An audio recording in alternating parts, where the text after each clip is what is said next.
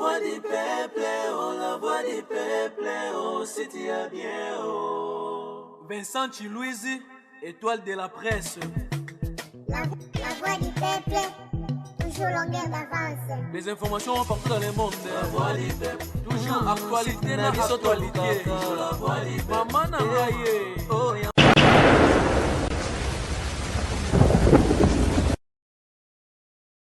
Salut, bienvenue chers amis téléspectateurs dans votre émission Tribunal. Tribunal est un peu spécial parce que le Tolingi Tolobela, artiste musicien néné na niveau ya Schengen, kuna Amina Bonche de Bundes, où ils préparé collaboration Yamunene avec un grand artiste Yambo Kanabiso, où il y a Salaba Preuve Naebele, Kofi Olomide. Et sur ce plateau, j'ai comme invité Marchevêque Mbedi, Dizamaj. Réapparition dans la voix du peuple. Parlez là. Merci beaucoup, Vincent Chilouizi, étoile de la presse. Merci beaucoup. En tout cas, ça il m'a fait plaisir. Ça montre que. Belé va tout dans fort. Mais la voix du peuple va très bien. La voix du peuple va ceux qui tournent soutenir la voix du peuple, il faut au créer bon, au travailler sur pas battre à moi passer. Voilà. Donc entre autres la voix peut balongater, na repère par exemple bébé batcher mon baya, pendant ça banalise, matchas kavulu, pendant ça là tout donc la voix peut balongater. Ceux qui besoin de ça ou les gens la voix des peuples. Très bien. Merci beaucoup. Merci beaucoup. Sinon bah tu vas s'abonner à la chaîne Ezara Avis du peuple. Voilà donc tu vas s'abonner. Pas ça là la voix du peuple là. Avis du public. Il va qu'on appelle. Qu'on appelle Souga. Avis du peuple. Bon s'abonner à tout le monde marche avec Mbedi en tout cas ça peut la chaîne bon que nous soutenir la chaîne wana Avis du peuple bon s'abonner belé parce que qu'on a beaucoup d'émissions puis ba programme à Gitoko et puis tozana honorable journaliste. Bonjour mon frère. On a les fort on est dans le loi donc l'étoile de la presse. Très bien. Voilà donc Moniso Vanina Batoaboé Mopanzi Boy la voix du peuple archevêque honorable président donc tu es qu'on est tout tu es na tribunal. Voilà si tu es à Sigoza Maramute au Samba les anga mutalika so apena poto panza bien bon Monisigo oya ce qu'on est au beta na ce qu'on beta mon esprit akin l'esprit akin to so là donc je pense que batutu babi honorable babi na loba na loba so na loba parce que nzamba cham on opone loba acham on roté po ekangama donc ti obengisi biso to elelo awa yo mo lobia olobi que non artiste mo annoncé déjà awa but belle est-ce que ba mi tuna mais artiste ngonani yon ce que teke photo betande lelo ne masolo yango voilà to rejoata Olanda clip naé Marchevêque Mbedi nazongi pa na yo. Parlons d'abord de l'actualité musicale aux olekana mboka na biso tozongi non mukie na vidéo mo esali base na niveau internet depuis je pense depuis samedi les gens parlent et les gens ne comprennent pas qu'est-ce qui s'est passé. Vidéo ya Fally Ipupa Dadju to moni Fally na concert ya Dadju pendant que bayeba yambana loboko Fally leki na bag ya Dadju elongwe Fally atali bag azungise Dadju zo kama neni ni bag se retrouver na maboko ya Fally. On interprète on neni personnellement on dit Babylone surtout comme ça en grave à développer sa gravité. On dit Fally Ipupa Dadju bazayi merci bazayi yana leki. Mais amitié on a bango donc bazana ba temps belé ou ba vendre ensemble ou ba les ensemble donc et ça non normal et ça non carré no bague longwe mais tellement ils a fallu tellement ils a fallu tellement ils a Dadju c'est normal et ba interpréter on ba ko interpréter c'est normal ceux qui n'ont que oh dari diwanté ça ndem bague longwe ki bongo ingaye lo balango lo oté mais le ko les a non fallu et ça Dadju en tout cas ambiance c'était bien passé en tout cas on a s'appelé ma casse de collaboration bon et puis la participation à Fally Ipupa moni Dadju moni Vincent Chilouizi Dadju nga na yo kaka Dadju nga na ona nga ko kaka Dadju nga pena lelo na ebaka une fois comme ça na sara na TVS 1 na sara pena émission moko boyka na la voix du peuple je me souviens ba bisanga ta Dadju wana tala boye na oyi bana uté Dadju mais ce qu'on a na lo ba clair so na yeba pena Dadju que so Dadju legi bona bi Dadju ye c'est pour na Fally la collaboration il a fallu se multiplier trop mais lorsqu'on a eu Dadju en tout cas rien à dire quoi ils en ont juste l'homme bag et l'homme c'est tout l'homme ça bon chose anine ya non juste artiste ba artiste ba on peut un spectacle moi les bisco biso tozora makamlo na anglais mo beto me mangola no état d'esprit fali Dadju azoka moi ndeni ni plan comme pas fali na liboko donc mais moi je pense que yo za mo panisa moyebi ba artiste baza bato oyo bazali ko même spectacle donc ça il au mobo ba betikaka na cadre ya spectacle peut-être pour na ba gagner opinion et puis ça passe donc ça n'a rien à voir que non Dadju par rapport à Fali a danger ou bien Dadju a danger non ils en a l'autre ils ont un spectacle il y a rien de spiritualité non ba mekana qui est là pour ma beza ina podium mais on fallait nga contrôler ba yuti na bagi to ti wa mais nazongi na tika pas na honorable les lotos à la censeur au moins la musicien congolais à Kinshasa awa a concert na ye a réuni tam sur 3 4 5 têtes ya minene na concert na ye to a la bonne relation ba musicien par-ci par-là bazo otala ye et comment moi passe mais na moni Dadju à Kinshasa na moni na concert à JB na moni na Inosbi na même podium et surtout tala na ngi na musique mais na moni na même podium na ye Fali c'est peu alors avant Fali a déjà que normalement faut y bandana na rosalate ils are important mais Fali a matina podium Inos bien matina podium et tout moni na bato wera donc il est vraiment na mututu bazo sur la bazo za la bien même na ba jeune talent bazo bima mikolo tout moni il est vraiment en communion na bango esprit on a Dadju na ça te dit quoi par rapport à une réalité musicale monsieur? Bon, en fait, on a une analyse simple. Je pense que les lots artistes missus vraiment qu'on s'inspire pe na ba icône, ba grand missus na monde na biso nous la kin. Au moni ba esprit na ba esprit quoi ba esprit wa Kofi. Ti Dadju beta ba bilo wana, ils ba inspiration ou azie pas Kofi. Voilà, je le dis, je le déclare parce que les lots sont les mêmes images au Kofi azali ko prôner les lots. Ils ala na ba jeune talent, ils ala pe na ba master na e. Kofi abeta bablo maisha ko 500 artistes to van na to solo la to ensemble to booster ndule mataye kene likolo. Donc si je pense que Dadju so beta ba plan nengwana ezali ka par inspiration autant so mona pas vient na mo pa makamozali ko sala d'où préféré à qui pas massa na mso ke beta ndule ba bengise pe boa kene facilement mais ezali plus grave ya mona que ba artiste msusu bon par manque ya comprendre que so il est l'autre Congo ezotika la moi muke sima ezali ka non faut boya oyo donc na kosana les gars oyo tu sais owana blo ningona donc je pense que bon Dadju abeti wana moi j'encourage ça personnellement abeti na Fali sans problème abeti pa Inosbi sans problème et puis sozo que les personnes qui artistes akei mobimba donc bablo aboye donc bon to pesara Kofi pena merci parce que affaire à prendre artiste nini to boostana entre nous au petit coup de pouce na leki au petit coup de pouce na mukolo et puis voilà yo étoiles de la presse oyebi maramo nezala donc je pense que il n'y a rien à dire avec Dadju na exemple la PCP et ça paye image pour notre mususu marche avec mais de même question esprit à Dadju et ko inspiré nini na ba musicien na biso Congo o to comment mutu na kwena yi ça tu luises au moins les problèmes au tolobara pour ça il y a des Syriens par exemple Korénier tamsusu Fali Poupa na même amata na podium oyo Inosbi ya mati c'est fort et puis tout monde il est à tout il est avec tout le monde hein Wera JB Kofi déjà à Kala tout l'esprit là d'abord au monde batona nyonso na ba invitation oyo Dadju apesi bango batu mutu aliboso ngapo nanga invité oyo azaki emblématique invité oyo azaki important makasi d'abord ce Fali Poupa par rapport il y a collaboration na artiste congolais na biso awa oyo ya ya Kinshasa ya mboka na biso Congo ba Dadju carrière trop mikili collaboration trop oyo eza mingi eza Fali Poupa on se comprend il y a Fali Poupa donc to ba et tant que Fali Poupa za ina king invitation ya Dadju donc il fallait qu'on hésite quel que soit nanyaza na podium quel que soit ba benga ndeto ba ndenge to kenda nango déjà ndenge memana ni o faire ata ba benga ki fallait ngaza la kaka on se comprend parce que ceux qui ba tout nyonso ba ko répondre été mais ceux qui fallait répondre qui tene invitation à Dadju ngelo mais honnête ngeza moi donc yenzengeza yango na yango on se mona yango na yango parce que na moment où il fallait ça on a besoin Dadju a répondre à l'invitation à Fali Donc tant qu'on peut d'adjoint on a besoin Fally automatiquement il faut ouais.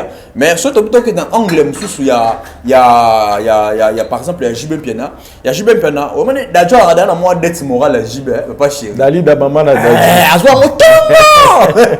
On va te ba mu te dans solo de d'adjoint on juste là. Oui, azwa ya motongo. Donc bon on est rona libanga valeur à libanga à musicien valeur libanga yebiango nenge salaye nenge sala gelengi wana c'est ça les lots européens d'adjoint Koli bah tout le monde se référer maintenant wana dadu abanga ezakaye donc c'est et ça quelque part peu ko zongi ça honneur wana pas papa chéri na ba inosbi les lots au côté là bon inosbi pas ça les lots na relation bien cause là déjà na libanda déjà ko luka d'adjoupe collaboration en tout cas ça bien et ça radio to ba union sacrée hein union sacrée ba leki ba o ba ya ba sala quitté en tout cas ba leki peut ba zona sima ba meka pe ko bongisa musique na biso et que na nzela moko ya bien pona nga isa bien inosbi le lopé asa pe le lo o na nga ki le lo asa pe le lo grand voilà oui on s'appelle fierté il y a musique congolaise en tout cas nga pona nga na osenga et continuer sur kabongote et ça la peine artiste le lo o ba ça te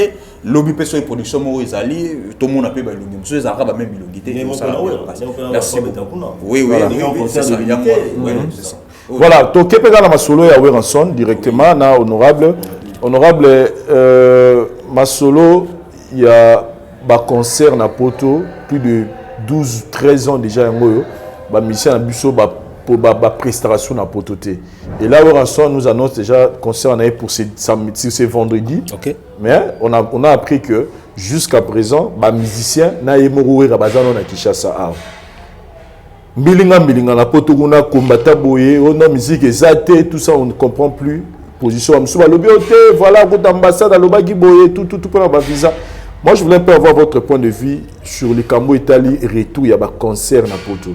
Penses-tu vraiment que dans mon niveau de commis, il faut kaka ba musicien na biso ba passer kaka ba luka kaka dialogue mon ba musicien parce que j'avais suivi un combattant mais les Congo qui disait que ba ya na noto solo là, lui il disait même que musicien au bango va permettre juste pour l'instant ou à moyo beta concert ou que bango ba combattant ba soutenir ils ara inosbi par rapport à geste ou à Salina Goma. Mais pour le moment, musicien tout à pour sa bêta, on a qui inquiété, solo là. Penses-tu vraiment que pour le moment, c'est important par rapport à ma l'équipe parce que tout le monde a eu concert il y a Fally Poupa, n'engé Kendaki a bêta qui met, tout santé qui résistance il y a makasi. Pour nous, tu penses que pour Marambo ici la il faut que les musiciens la biso bazonga na makolo ba combattant ba combattant ba osenga ou comment. Bon, oui question ça n'a pas si vraiment. Il y a un moment que si les lots ma solo il fallait que tu effaces un coup déjà il fallait que tu effaces ma solo tu beta sous ma solo mususu na éviter so ba mission na biso ngamongoni ba mema na éviter en fait ba combattant pe bazala pe clarté na web ça artiste que ils ala JB ils ala Wera ils ala Kofi ils ala nani que ma bebo sala ils ala rapenza boye to tchango na mesa pe to moni en tout cas na éviter. Mais comme on a que les lots, bon, pour artistes qui nous mettent en mikili, il faudrait la résistance net aux ocapés, dans n'enga ba poto kuna que ba regroupement moi ça les makuna, il y a batu que non, bon ceux qui baé, ba robeta nous l'été, bilo wanengona. Mais on sait que je sache, bon, cette fois-ci quand même il y a amélioration, sauf que netika ya Wera, ils allaient juste ba artiste bazana na moi problème, il faut qu'il n'habite na Zénith, ba artiste bazana problème quand juste ba ozela ka ma visa. Donc il faut que peut-être ils allaient bateau bazali mal intentionné. Donc moi je pense pas que Zaka Kaka ma combattant et tout le ba combattant ba ligne li bango boule. Bon je ne pense pas. Pour tel combattant à lobby kuna ya régime passé na combattant régime aux mois différents. De onanga ils mois différents. Donc Zaka ba tout moro un peu mal intentionné. Yo bigande Zaka non na sepela na nyamate na sepela na intelté. Ba c'est moi bloqué mais c'est que on sait ici na Kinshasa toza na kin yo nanga to na kin bana poto bata la biso na ministre bana mai ba Zaka mundele ana tanga visa. Bon, il n'y a pas de problème. Donc, tout le monde va hypothèse que non, l'artiste est victime à chaque fois. Nous les autres en poto, nous les en poto, nous les bêtes. Attends, tu vois, oh non, les gomo qui en poto, abetimo va playback, nous les appelons à machine à podium, spectacle, nous les batu basepeli. Et ça la monde, les la congolaise qu'on a basepeli. Donc, la minute, j'ai un organe normal. Marche avec. En tout cas, question, parce que moi quand ça tu lises. Bato ba na poto na ba combattant ba on est ba diaspora. bango ba diaspora malgré toi na politique mais to me rappelle ko relater mon marrant la ceinture ya président de la République Fatou Béton président Tshisekedi ba diaspora bazali oyo ba wuta poto ba ye awawa ba travailler na gouvernement oyo nini ya bien oyo ba salela biso na mboka oyo nini oyo changer peut-être na tanga Kabila bango banda ko réclamer banda ko loba banda ko bundisa bato banda ko telemela régime oyo Kabila to penser que lokola bango banda ko telemela soki ba ye bango ba pesi bango changement kozala est-ce que changement na mboko ezali est-ce que changement na mboko ezali ba diaspora bana kata gouvernement oyo ba diaspora wana ya poto wana baza pembe bana ceinture ya président de la République nini ba apporter ba congolais na mboka oyo batika ba distraction basa ba modèle T basa ba modèle T au moins na mboko au moins na mokilia nzamba tinda moto nyoso asa musala na eza même recommandé na bible mutakolia na moto kina ye na suyer na ye ne mutakolia yuza ko empêcher moto na musala banambula mbula ça fait combien de temps ozala boye ti wapi to ozala boye ti wapi to ozala boye en tout cas nga pona nga na omona eloro nyoso ya rene bande na opesuka nango on se comprend to oki de boye ti wapi te yebisa ngai Baptiste ba beta te nini o échanger na Congo Baptiste o ba beta te ba empêcher Baptiste bele ba beta te ba conseil beta maté nini o échanger na Congo ba o baza kuna ba bokechu baza kuna bokechu nini o tant d'années o asali na poto nini eloro nini o atali gablo nini o ye na mbongo azo na poto o atongi awa engagé ta 5 congolais basala ata to e bateke non mbongo yuti na poto wana o bokechu asali ata pour engager ba congolais ba bikara wana eza distraction en tout cas pour nanga ya distraction bati eza déjà o basali ba musicien déjà ba teyami na o déjà ta o eleki et comme temps o sont tellement mamango ya suna ezaka sous 100% moto on ezaka sous 100% parce que ezana bana pote belé mususu ba comment ba pour concert so tellement ba publication mususu ba o ba boya ba commentation ba au moins même mususu pe kana poto wana ba bi concert ko sala ça y est ba ti ba lemi na bango et elo monter e ko tinga ma vie ba to libérer na mutu mususu ezaka non ana besoin au moins poto eza mon numéro eza mboka mo ba kuna baba trop caillou mutu so bimara tongo abima mso akata pongi 3h ok kayu na papa mais moi week-end moko boye ana ba c'est détendre agende ko se perdre yo ko empêcher mutu pourquoi en tout cas bande ko tout en tout cas boki ne bo soutenir conseil la de la forêt ouais ressort asa mona mboka en tout cas et apena ma musupe o asala na mboka oyo et na bande ko musupe ba kuna basala ya mboka donc toke de toi na besoin biso nyonso toi na besoin ba concert ezonga na kati ya mikili to yebi peke non na novembre a concert grand mon papa to le belango ça peut pas aux ala to le belango na limite na yebi non penate je confirme mais pour il y a non riche muke pas non riche muke mulwa bokecho moto otani ko bokecho yo ina ba mission tout yebi sangana pena mission tout telemela ba fali obeka te bona ba fabriquer on a problème oui rappelle le mabe donc on confie pe au telemela pe mais motif ni nango asia bengo de na chomo yebisa que non Vincent na lingate ba ya pona boy ezanga ye mboka eza mabe c'est là ye kuta tumma ku drapeau mboka ye bokecho tumma drapeau mboka mundele foi bango ke bokecho il faut azonga na mboka na ye wana eza mamuni avant de la canne eza te azana elo te il faut azonga na mboka mundele foi timela biso mo ba na mboka to lobi non moi na maya na botini la biso avant na awa place de musicien il faut beta ndule na kim na kitambo bazela ya na kitambo beta ndule na kim bokecho kitana ya ko ni no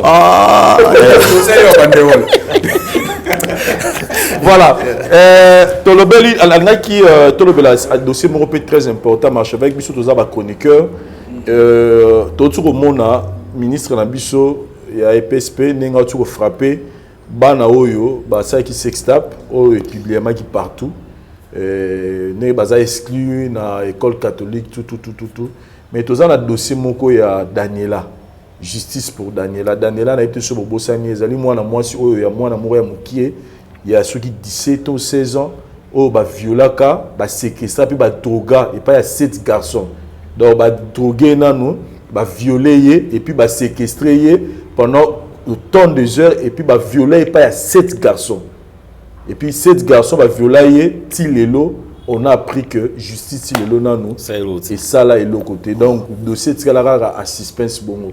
Maintenant la question qu'on se pose bana okutu basala on a consentement na bango et puis balani nani balani par exemple ya ba pasteur tout monde ba sextape balandi par exemple ba politicien oh tout le monde a ba sex tape na bango qui a ça la vidéo na moi si moko tout le monde ba musicien tout le monde ba journaliste c'est-à-dire que catégorie oui ba pasteur oui c'est-à-dire catégorie ya bato tout ba rosa ba éducateur ya masse lelo tout le monde a bango na ba scandale ya ba sex tape et bana wana lelo balandi ka par exemple mais ba catégorie ba mikbato to tangi wana tout le monde sika ba interdisa bango te côté ko yemba ko sala émission ou autre chose mais ce qu'il y a moi na oyo ba viola ba séquestrer puis ba droguer mais na ba garçon moko 7 mais tilelo moi na ndé dans informé bino tilelo aller la rakaka parce que justice n'a nous étranché comme n'a été alors bio est un qui m'ont pensé ça qu'est-ce que tu peux demander la justice à moi parce que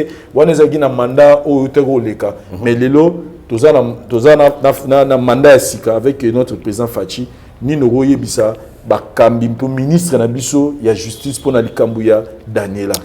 Bon, en fait, il faut parler au mot qui s'assemble se ressemble. Bato ba sangana trop, ba kokana pe. Moi les bato tout tanga oh non, ba pasteur, ba politicien, ba tout monde un peu réputé, o ba sala ba sex tape na ba volonté na bango moko to monango.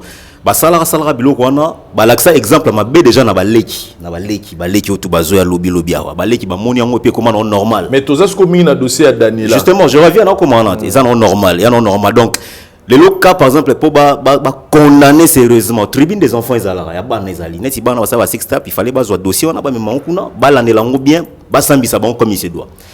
Bon na dossier Daniela au monde eza pas si peu mawa ya romona que soki côté kuna to mona qui soit disant sanction ba pesa ki na bana na ono bo sali sex tape bo tanga suna ba école ba komo ya so école na so Saint-Georges so nini otanga so na ba école mo catholique bo tanga te ba suji ka wana eza ko sambisa bana ta. Par contre, le dossier Daniela Koutou, il fallait d'abord que nos auteurs non alikamo banani, ba pourchasser bango, ba luka bango, ba kanga bango, parce que moi nana basé na consentiment na été ndeko nanga yi. Oui, moi c'est un outil bena consentiment. Ça là na mi bal mi. Ne ba c'est la voilà. Mais il y a un open consentement n'était pas mieux collier. Est-ce que bobi na mutu il y a ndeko na biso Daniela o atikana na mutu to éviter. Donc c'est fini peut-être que toute sa vie a ozalaka na maona motema et ko handicapé mais l'état a ça eloté. Alors on a osenga personnellement, ngalo on a osenga. Je pense qu'il faudrait d'abord biso tout nos congolais parce que tout la famille Daniela Galika monate. Biso tout bas congolais. Tout le monde a mundele. Je suis Charlie, ba Bimi, ba français, ba Robima. Je suis Charlie, ba Sali, ba Sali. Biso ba congolais tout vendre à calme. Donc likamu ya nego na yo, nego la na wana masa na wana na 20 ans na holandela. Mais wana sai kolo na ngati azani nte na holandela te non. Faut biso tout bas congolais ensemble na famille ba Daniela. To tambola to lobela likamu na que non, il faut ba sauver vie ya mwana na Daniela. To ba hauteur wana pe ba pourchasser ngo tina suka. Moi je pense que le ministre de la Justice a un état de droit tout le monde. Moi ils ont un régime à Kala. Hein? Wachilumbu dans le régime a problème mais le autre on a état de droit fachi beto. Bon ça la paix au mokonza moko sengi. État de droit ils ont l'appliquer na mutonio so Daniela azwa nini bien de cause nae. Voilà. Archevêque Mbedi, qu'est-ce que tu peux dire pour notre dossier à Daniela? Merci beaucoup. Justice pour Daniela. Vincent, en tout cas, dans le moi mon laï pénaté, moni mboka na biso à deux fois. Ba o esengara balandela ba dirigeant la biso esengara pena balandela ngo penate ba négligeant ngo mais à deux fois babilo mususu o ezala nango moni to ko encourager te même ata bana baleki na biso na Saint-Georges to ko encourager te ils amabe mais moni o nyo sezo sala mona mboka o en tout cas ndeka ndeko tsolo ba to mona ngo tout le monde a problème moi to yende pas to so pas ba fundela ngo plusieurs fois mais ba ndeko ba de José Makila to yo ba suka na ngo e suka ni lo te e suka ni lo te donc ba o est important peut-être do ya bana lo wala bana ona lo ba Daniela en tout cas moi na ils a pas si mingi ba oui par 7 garçons c'est ça donc au moins la paix pas ces allant concernant biso non bato yo na mutu o yo sale loko wana. Tu te rends compte que basa ndeko no pe bongo. Si o bazora courage wana, o sala pasi bongo na mutu, na mwana moko pe o aza mwana mutu. Et bongo ce qu'on plus tard, o ba ke o sala na petite za cousine na yo. Il faut o ngala o senga na batu. To zala na sens ki bomoto. Premièrement o ngala o senga ya ngwana à part na justice ou pas ou nini mais to zala na ki bomoto non conscience. To zala na ki bomoto. Soki to na ki bomoto en tout cas eza babilo biso to ko éviter yango. Mais soki to cheki bo nyama na kati na biso bato eza pasi mingi na ebité okoluka ozwa nini mwana mwasi oza 7 wana oyo na ebité oyo ye asali ba besoin na ye atiki oyo ye kati ya mwana mwasi wana opangusi ye pete yo ye susu bon na ebité pozwa nini sentiment nini oyo bénéficier na kati wana parce que mutu tanga zo kota osala besoin na ye azotika ba semence na ye na kati wana azo pola azo beba yo on exemple ko na mutema mabe na kinoki oblo wana salama en tout cas batabongo bazo mériter vraiment bazala même na tribunal te mais bazala en enfer. Très bien. En tout cas, justice pour Daniela, toujours quoi, on a ministre de la justice, pour l'année la première, les Cambouana, tout le monde justice, c'est ça, la mapona ka Daniela, n'engé bo l'année libana pour na sextap, tout l'ingapé, tout le monde a écoute, il y a moutou, il y a souci, il y a ma casse, il faut bosser la yangwana, et nous croyons à la justice que Moussa le la mapona Daniela, on a biso et moi. Si marche avec Mbedi, Amina, Bonché, des Bundes. Ça dit babi singa moi la moi sur un mystique. Les travaux du solo il y a cover ou celle qui il y a Chimbalanga il y a offert rigola Mbaka. Amina aza moi moi simoko mon tout mike tout mike asekaranae amuswahili Mswahili pia nisio. En tout cas, Mswahili. Akoli na Allemand, en tout cas, aimba cover moro, asala cover moro ya Ferré, ya Trésor Chimbalanga, fumu ya Scandinavie, na pesi mbote place ça. Asala loro moro ya bien. Omoni baza ba artiste ou lelo ou bazo ya bazo bimaboye.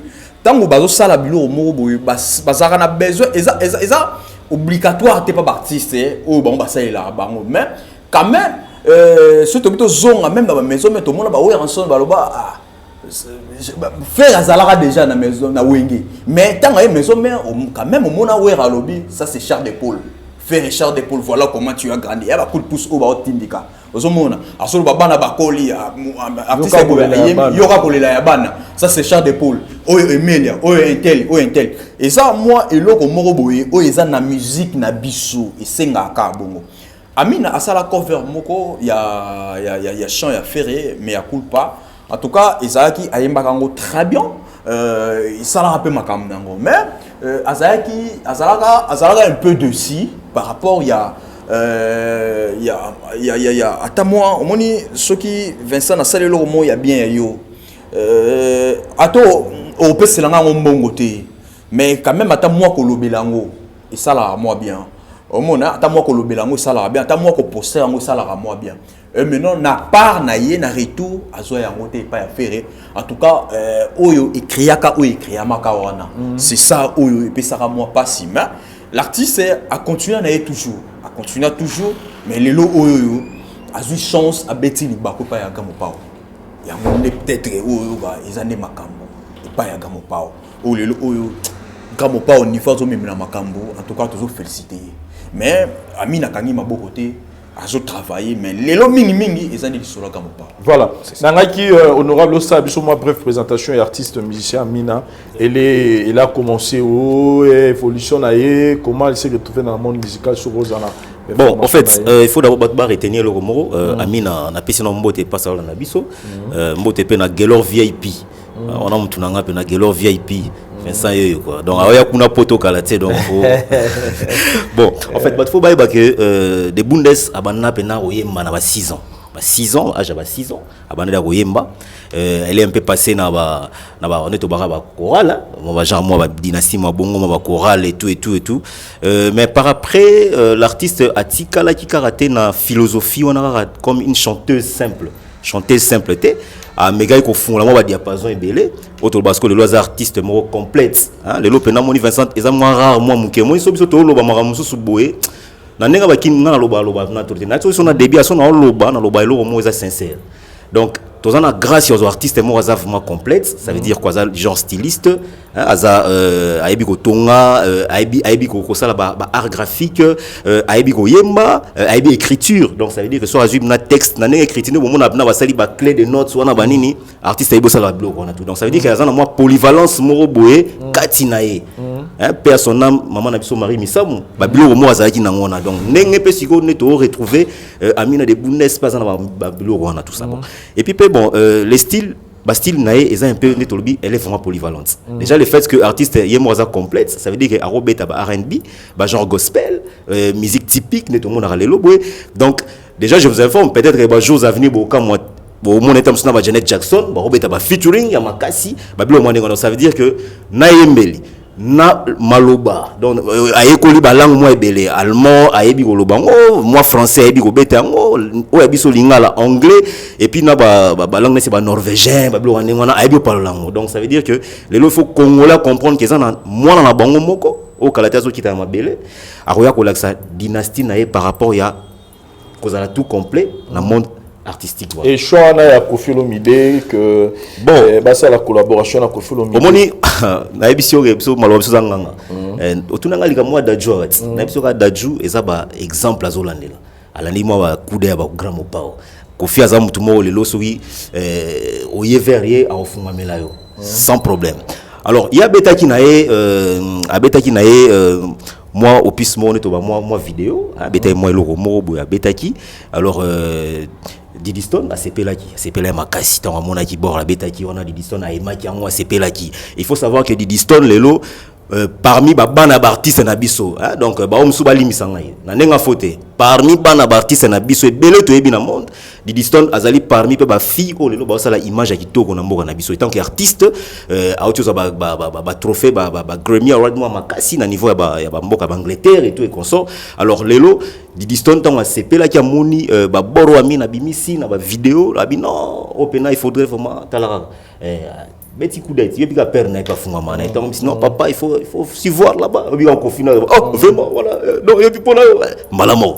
On va prendre des moi déjà physionomie moi qui toko et puis bon voilà et je t'informe que à partir de là Koffi pas mon bon aux ana ba qualité mamutu ba tout non surtout.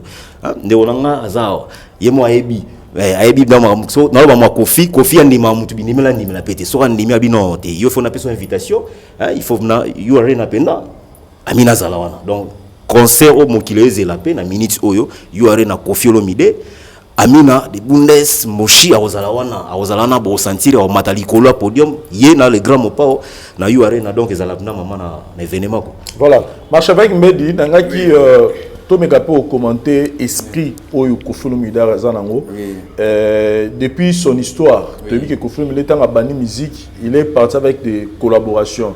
Il a collaboré avec King Kisteremene, avec De Baba, Papa Wemba, Aimina Zaiko, il a fait des collaborations presque belles dans les musiciens.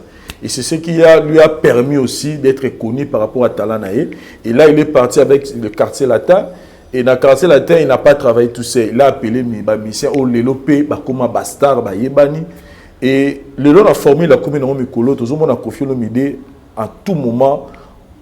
Ça va featuring na baleki bana na ya lelo et lelo so tali trace par exemple kitoko so tali 10 clips au coup tatam sous 4 ou 5 au mona musicien mo yemi mais toujours collaboration na Koffi Olomide esprit ni nous retenir to transmettre na bandeko ba otala biso esprit ya Koffi Olomide mais ça tu Luis au mona lo mona ko loba Koffi Olomide aza plus sage que les artistes congolais tout.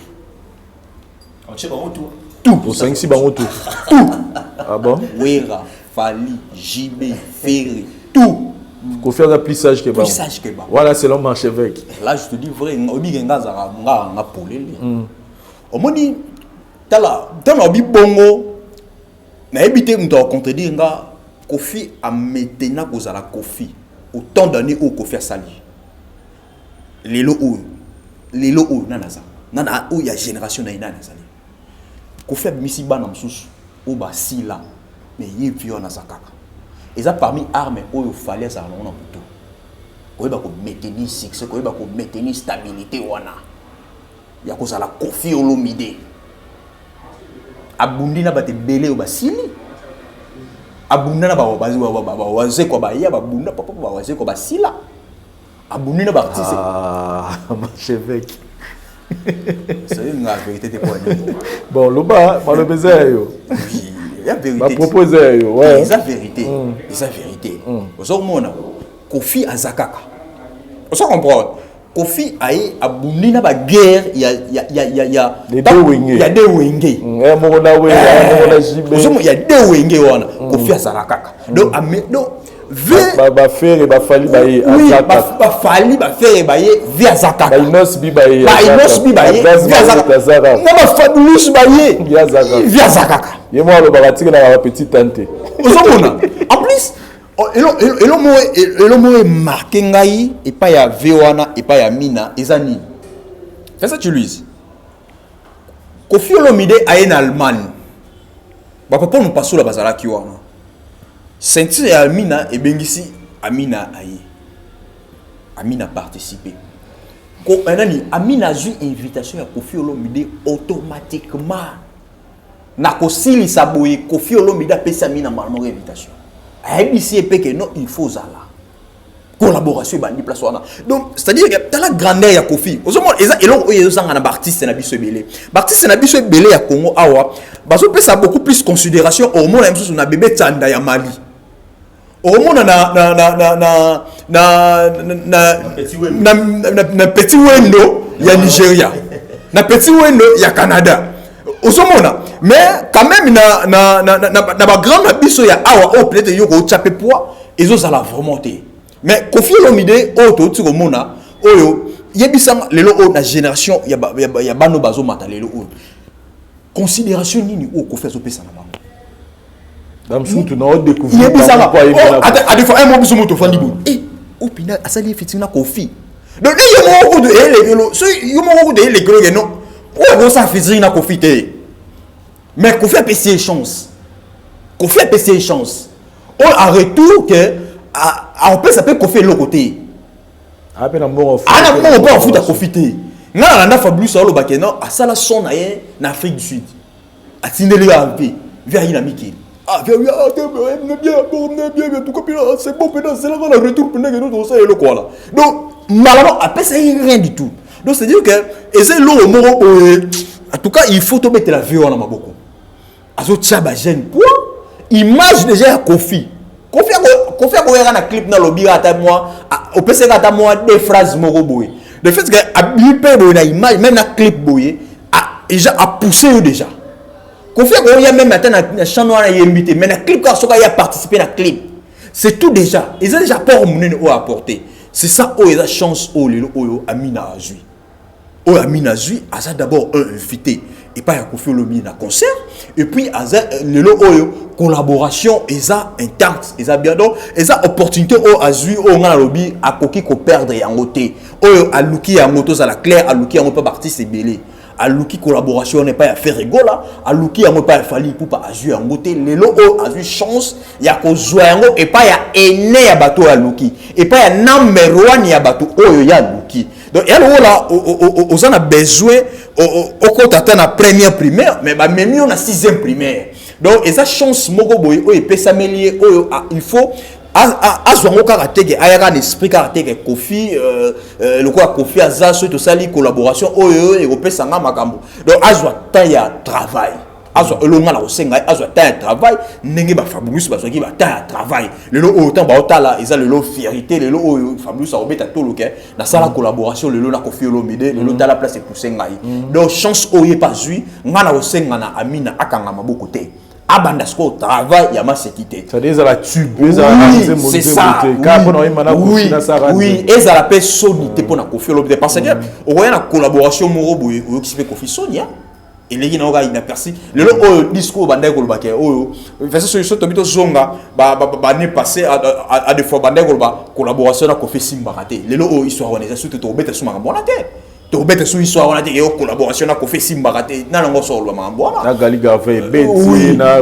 gaz fabuleuse beti na moi c'est pas ba papa ba futara bien beti oui na on na ba nita ba zape mi na Kofi c'est dire que donc histoire on est c'est-à-dire yo soko ina prochaine on y a bien au sali ba son on y a bien Kofi aya cheka eloko moko boy ka wana en tout cas honorable Roro Baksanini pour na Amina pour na collaboration ba sana Kofi Olomide pour lelo ezabela banzembo monsieur comme mona ga nzembo mais qu'est-ce que tu peux lui dire par rapport à nzembo fo ba yima na Kofi Olomide oui mo loba souvent kata bon on comprend donc na mito za que kata batutu donc akata tout et c'est vrai. D'abord félicitations parce que soki Kofi Nimi a moni moi quelque chose ils pas artiste ils allaient pas mater tout le belon ngona donc so mon papa na Nimi que non moi collaboration salema c'est que Amina de Bundes ana moins l'europé par rapport à Masolan Noulé alors ngai on a aussi que collaboration ils a la collaboration moi comme universelle donc ça veut dire que nenge babani na mopao et fungola susu banzela misusu et matamokili mobimma ba comprendre peu artiste na ba dimension tout mais c'est pas Schengen karaté mais et quoi appelle Asie Europe donc et fungola penza za la collaboration mo Schengen yena Kofi pena et mata quoi donc c'est que moi je peux toujours demander pour l'instant parce que moi bien zali maman bien zali oh non nous sigo non to non go on otini gatinga boza la pré concert ya you arena tongo ebetama bon comprendre que maman bien pe zali sous caché entre un artiste Kofi Olomide par rapport à la collaboration. Le 27 novembre 2021 africain tout retenu date sur parce que vous avez la fête la musique avec Kofi Olomide na You Arena Paris La Défense. Soyez là présents. D'abandoko ba somino ba billetté boye ba déjà qui n'a déjà que comment que déjà na rupture à stock parce que ba catégorie monsieur c'est là que dans catégorie sous que tikali dans bomi sombela déjà ba billet parce que concert wana ekozala et puis ko betama habite na kato yo za information que nzele mso matabuna on a information. Non, on a information. On a information. Donc pour le moment, moi, je suis à Yoki. Mais Zara Yemo. Zara Yemo. En tout cas, Zara Yemo. Bon chez. Il faut pas cette information. La minute où Zara à Vincent Zela, on a parlé dans Yoki. Quand on attendait, la minute où Zara Yemo. Pour faire le bas, m'emmener Zanzela. Zara Amina Mboshi. Des Bundes, kata bango. À part l'ongola, soit il peut faire c'est la béni mamou national pour y en mamou national sur bien ou bien biliabel. Mais à part ma mère n'a pas balé on a en tout cas habité banzel tout au batigali on a donc bazo kata bango tout dans mutazaru nous là comme invité spécial à Ozalate. Marchevêque Mbedi, tu as souka ya émission à Bisso. Oui. Qu'est-ce que tu peux conclure pour Amina Bonché et puis Karané Zaramo Bambama? Oui, Amina en tout cas tout bazan a besoin mona œuvre belé Amina chant belé passara mona zongi mboka betaka Amina Bonche officiel. Oui, Amina Bonche officiel romona yango œuvre na tout azala katurana. En tout cas bravo l'artiste ngana ko encourager kaka juste ngana ko encourager omoni opportunité le lo azui chanson azui pas Kofi Olomide eza eloko moko il faut saisir yango vraiment saisir yango comme nango tina suka. En tout cas, on a travaillé quand même pour tant à représenter œuvre n'est pas Kofi Olomide ce qui est bien été Kofi pas au niveau participer dans donc c'est ça il faut revoir nanu babilo na bien ni à et pas l'artiste Kofi Olomide. En tout cas quand moi je dis merci beaucoup, merci Nayo, merci na plateau Oyo Kofi Falisou, ça fait au moins une année nanda 2 ans dans les cas na plateau Oyo en tout cas Dari Dionte ça filmer nga lisusu ninga filmer nga boy en tout cas ça linga plaisir makasi Dionte ça logique quoi. Santa Tumotombele, merci beaucoup en tout cas. C'est bien quoi, c'est la famille en tout cas, je dis merci beaucoup à Yemoro, l'homme le plus puissant de la planète Terre. Sa poche a trop de billets de valeur plus que la banque centrale de l'RDC. Sa fortune est comparable à la banque de Suisse. La personne c'est Gauthier Bélé. Cet homme il est puissant plus que la puissance.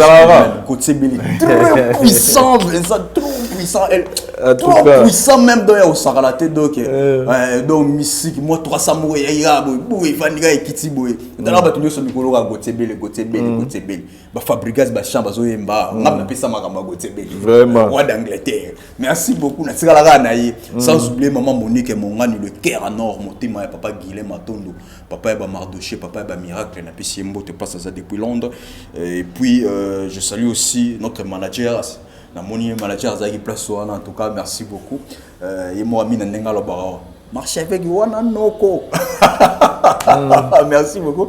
J'ai dit aussi merci beaucoup à Minouche Bangou, la baronne 40 000 fois plus que Karine Mokondi. La PC Place Mbo te passe à Zali. Pourquoi pas Astro Mobile l'artiste, sans oublier les caméramans le plus expérimentés de l'Afrique centrale s'engage que moi, Marchevêque Mbedi, Daryl Diwanté, ça logique.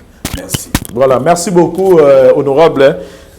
Dernier message pour Amina et puis bon, en tout cas message Zara na peuple congolais tout doit soutenir artiste Nabiso. Je rappelle Azali congolaise d'origine. Donc azapena mwana mboka pena congolaise d'origine, bien que trop d'Allemagne kuna trop d'Allemagne, mais mwana mboka penza congolaise ya mboka oyo to soutenir et puis to chapé na mabondeli quoi. Donc collaboration na pena yena Kofi Olomide wazali pena un artiste renommé ya mboka na biso. Donc ekene liboso et puis ministère de la culture et art ba projet artiste azanango Kalater au Tindango Pekoto, donc il y a moi fusion mopena ministère de la culture et art, donc il faudrait aussi que bata la paix par rapport il y a label nae Mboshi production aux allez dans label Mobimazali qui encadrer ba jeune talent et tout donc ministère de la culture très prochainement déjà je pense que en qualité de communicateur nae na rokena na ngopé to ya peka na plateau na pour démontrer ba preuve suite il y a bien fait artiste bon en fait na pesa non ba merci na manager na biso Noko Germain nyoso makambu donc nyoso makambu komone boete donc nenga zara wana nyoso makambu Noko Germain donc to PCP na mbote belé na bosani pété Ali Prince Finda de Paris donc wazali pe molobeli kuna na nenga Paris to PCP mbote Gelor VIP na PCP mbote Willy Moucheni code mondial na PCP Deblezo Wanga donc to bete tout na mo Lubumbashi des besoins on a PC mbote belé et puis na PCP mbote je profite de cette occasion il est parmi des gens où on a son hôtel en hôtel na TV na ka pousser au samu salango to kudara na Lubumbashi en tout cas sur hôtel émission asura na Lubumbashi pasula na papa mukelenge na pena des besoins wanga en tout cas je les besoins sont un peu papa mukelenge mais na siko pena des besoins wanga c'est dire na son hôtel là na mon nesco de so ça l'émission mon ngam na ça émission mais le comme net yo